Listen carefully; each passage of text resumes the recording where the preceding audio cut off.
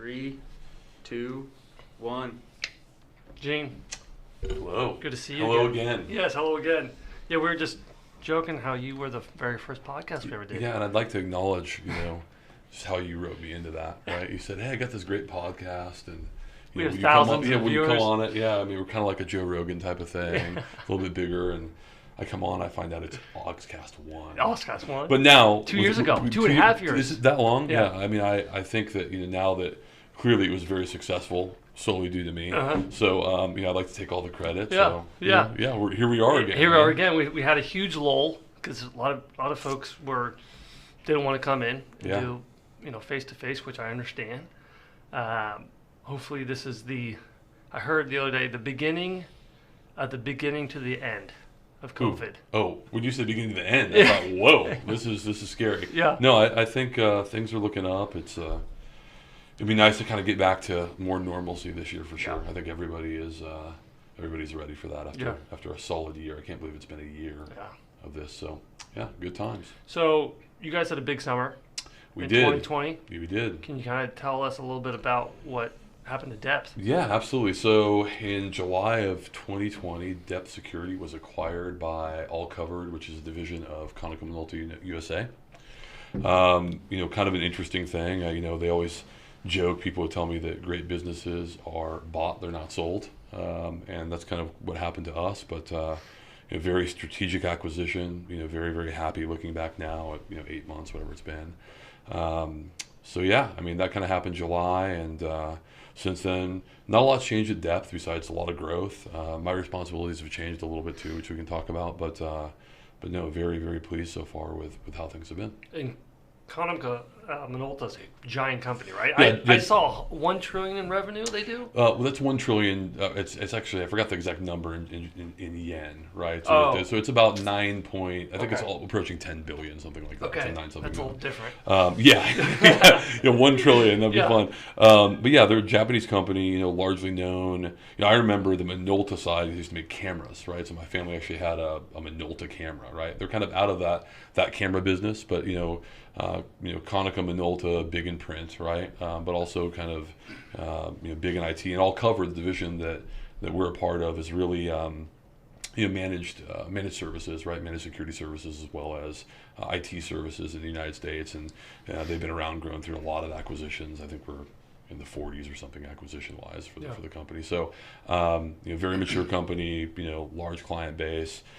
Again, part of Konica Minolta, but kind of a different division focused on IT services. So that's kind of where we are now too. And they acquired you guys because they wanted a manual penetration testing division. Yeah, so I mentioned kind of a strategic acquisition, which is, it's about as strategic as it gets in that they were actually doing some of this work in the past, but they made the big commitment, right? So it's very easy in 2021 to say, I'm going to go hire a pen tester or hire a guy or a couple guys or gals and start this division up because we think we can build it. They recognized that they really wanted, kind of quality, right? Quality in the testing and the maturity level that they went to the lengths of actually acquiring a company to do so. They had the defensive side. So there's a managed security services portion of this that offers like managed SIM and managed universal threat management, vulnerability management, variety of things to their client base as well. But this was kind of the 360-degree approach where they needed the offensive side to kind of complete that package. Mm-hmm. And it was a kind of a perfect fit when you think about it that way. How did you guys navigate through COVID? Was it a really bad thing? Was it a good thing the last 12 months? Yeah, so it turned out to be not a bad thing at all for our business. Back in March, I really didn't know what it would look like. I don't think anyone, no matter what business you're in, no matter how confident you would think that someone in the cybersecurity business might have been looking back now, I was unsure. So I didn't know, from my standpoint, were we going to see clients of ours impacted in a large way, not able to procure these type of services, or maybe seeing them as non-essential. And it was quite the opposite. We were very busy in the first quarter of 2020, and there was like a slight pause, maybe a couple weeks, right, when the lockdown happened, and then it just kicked into overdrive. So we had the best year that we've had to date, and it's continued. We're busy to this moment. So it turned out to be very, very good. And if you look at cybersecurity, it really wasn't impacted because people had to still work and they still had to connect and exchange data and do all the things that they do digitally. So it worked out really, really well. But I didn't know, honestly. Yeah. I've heard that from multiple people across real estate, fintech, a lot of different industries that people have had great years. Yeah. Some of the best year. Yeah, who would have years. thought? Why do you think that is, in your personal opinion? I don't know. I mean, I think there's a component of this where, the transformation of how people worked occurred in almost a forced fashion. So, I'll use this in our business in that we really love proximity. We love being in the same office with everyone. But this made you kind of step into remote work. It made everyone kind of figure it out. Even if you were technically ready for it, were you culturally ready for it, right, is the real question. And I think that because people still worked and all the same things were still kind of occurring from an IT standpoint, a business standpoint, you still have to secure those things. I mean, we already know that things like ransomware attacks are up, right? You even saw hospitals getting hit, and really some really nasty stuff there too. So that all just continued. So I think with the threats are out there, people working from home, things shifted, on-premise, from a security standpoint, things that you had on-premise, technology relied upon in the office that may have not necessarily done anything or very little for you when people are outside the office. So there was a pivot, right, and a shift. As far as why business picked up or why it was so solid, I just think that business continued. Yeah. And maybe, businesses like ours where it didn't matter if you were at home or you were, or the clients were at home or in the office, it just kind of continued on. Yeah. My best guess. So obviously there's not a lot of manual penetration testing firms in the country. I mean, and I only know it's from conversation with you, there's only a handful that really kind of competes with you. What do you think your special sauce is that differentiates you guys? So look, I think that from a high level, you look at it, it doesn't look that unique, right? There's lots of firms that do pen testing, lots that say they do manual pen testing, and they're probably telling the truth from some level, right? I think what we've seen and what we continue to see is really, quality and something like pen testing is very hard to ascertain for someone procuring those services unless you're really well versed in it, you have a background in it, or you're going to get tests from multiple firms at the same time, which almost never happens, right? So it's really difficult to say, how do you know that look at a different context. If you go for a dental checkup and he doesn't find a cavity, you don't go to another dentist that will, right? You're like, cool, I'm good for the next 6 months. I come back. And you may use the same dentist forever, right? And not know. And maybe the dentist is not thorough on checking. So there's a similarity there in that what we see is because the demand is so great. This is very similar to 2 years ago. The demand is even greater now. It's an industry that is lucrative, right? Not only for people working in it, but also, for people starting companies or being part of companies. The demand is great, so I see it as the talent bar is still low. In that, if maybe the tester or the firm doesn't know that they're not where they should be, right? Not to sound arrogant about it, but it's hard to tell, and if the clients don't know, it's hard to tell too. So what we see is just a great deal of difference in the results that different pen testing firms find today. And I wouldn't necessarily attribute to just manual testing. I think the manual component does matter. You have to check and you have to know, but it's a capability thing also, right? And also knowing that that there's more to find, knowing that you're missing the mark. Ignorance is bliss to some extent. I've talked to people with the best intentions on our side of the industry doing pen testing that really want to do a great job, and I'm not saying they're the worst that I've seen, but it's not a good job. I wouldn't call it that. So I just think that's the big disparity is quality. As far as the secret sauce, I mean, look, I see people that start companies, entrepreneurs, talk about the culture as if they created it. I don't think you create it when you start a business. I think you allow it to exist, right? And I think, 3 years ago or something, I would have been like, or 5 years ago, culture, what does that mean? No, really it is about culture, right? It's about the people that work there. And I didn't create it. And, my counterparts, Jake and Jason, they didn't create the culture. We just allowed it to kind of coexist. We got really good people that really kind of created that and perpetuated it. So I think it's all about the people. Sure. I think it's really what it comes down to. Really good people, and also having a bar to say, this is the bar. We don't sink below that bar, and always pushing yourself, kind of being introspective to get better, not because someone is telling you need to get better, but just because you actually care to. If I'm a 20-year-old aspiring pen tester, I see that a lot on LinkedIn, people want to get into this space. Yeah. I also see there's a lot of really low-level products out there.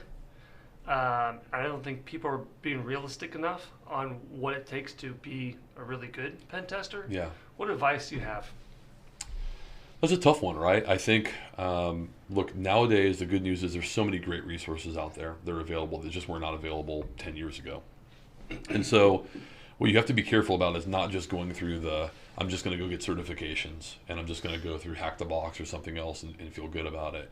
You realize that with the availability of those resources to everyone, you have to go even further. I think one of the biggest pet peeves of mine, probably even Jake, even though I'm speaking for him because he's not even here now, is when people say, I'd really love to get into this industry, or I'm really thinking about this. And it's like, no, if you want into the industry, you get in. And you get in by just going and doing things and achieving things, we see very like senior guys, quote unquote, that haven't done as much as sometimes people that didn't even come from the industry but just really worked hard, have a lot of kind of knowledge that they've learned, worked through a lot of the things. Some of that certs too, which is not of a great deal of importance to us. It's all about what you can do.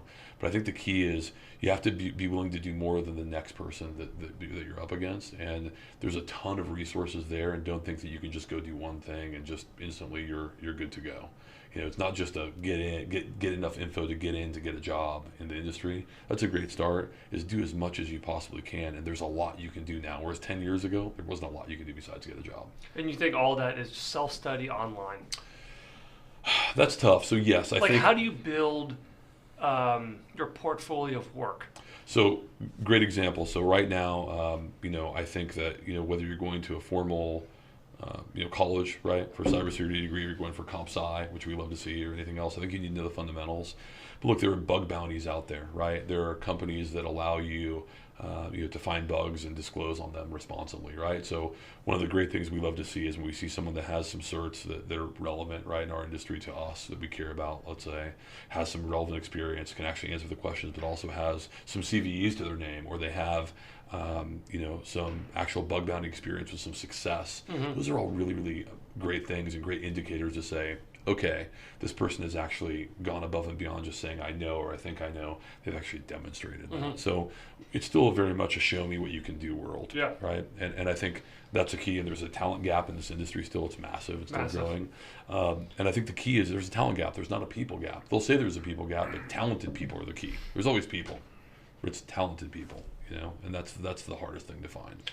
Don't you think it takes a certain brain, though, to be able to put all this together? I mean, they got to program and they got to know how to languages.